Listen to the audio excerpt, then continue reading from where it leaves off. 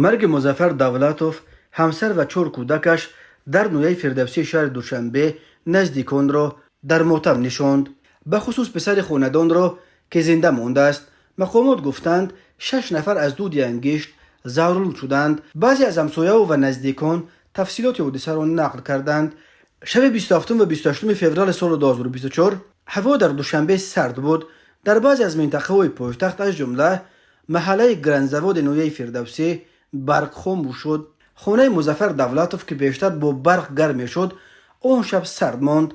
اهل عائله مجبور شدند برای گرم کردن خانه صندلی گذارند. به نقل همسایه ها و نزدیکان آنها در تقاره آتش روشن کرده بودند ولی تا صبح نرسیدند. مظفر دولتوف همسرش و 4 فرزند خردسال آنها را مرده یافتند.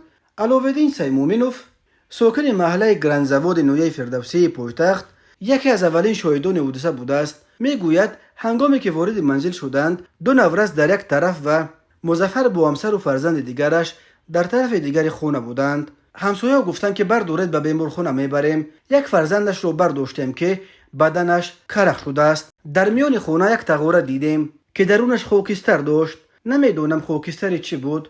دیگر اهمیت ندادیم. نقل کرد.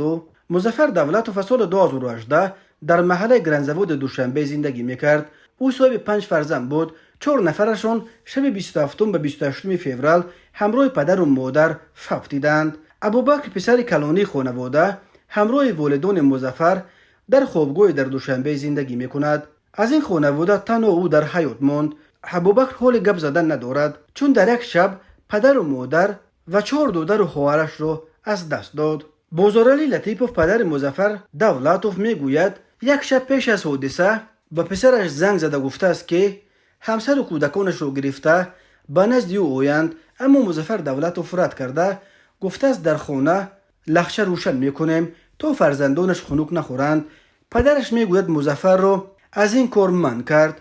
گفتم که صندلی نکن، تو جای پیچکه داری، هیزم داری، خانه بیا سری رفته پیچکه میگذاریم. اما گفت اگر به خانه من بیاید زکام از فرزندان او به کودکان دیگر میگذارد. سر خسته چند مرتبه به پسرم وکیلینم زنگ زدم، جواب ندادند. گفت او زنگ های پی همه بازارعلی به پسر و کلینش بی جواب ماند. همسایه صبح 28 فوریه تریزه رو شکسته به خانه در آمدند و مظفر دولتوف و همسر و 4 فرزندش را به بیمارخانه بردند. دیگر دیر شده بود. بازارعلی لطیفوف پدر مظفر دولتوف میگوید پسرش شب حادثه صندلی کرد اما تقاره را نه در زیر میز بلکه در بالای آن مانده است. یک قسم میز سوخته است. اگر تقاره را در زیر میز مانده در بالایش کرپه میماند شاید این حادثه رخ نمیداد. مسئولان کمیته حالتهای فوق‌العاده گفتند مظفر دولتوف و خانواده‌اش از دود انگشت رفتیدند، اما نزدیکان مرحوم فرضیه دیگر دارند و میگویند آنها در تقاره چوب و رزین روشن کرده بودند. به گفت همسایه ها کارمندان مقامات آمده بودند اما نتیجه دقیق مرگ اعضای این خانواده اعلان نشده است.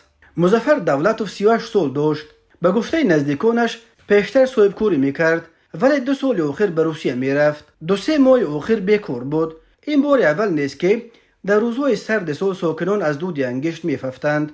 ماه دکامبر سال 2023 3 عضو یک عائله از جمله یک کودک در شهر دوشنبه بر اثر زهرالودشوی از دود انگشت جان باختند.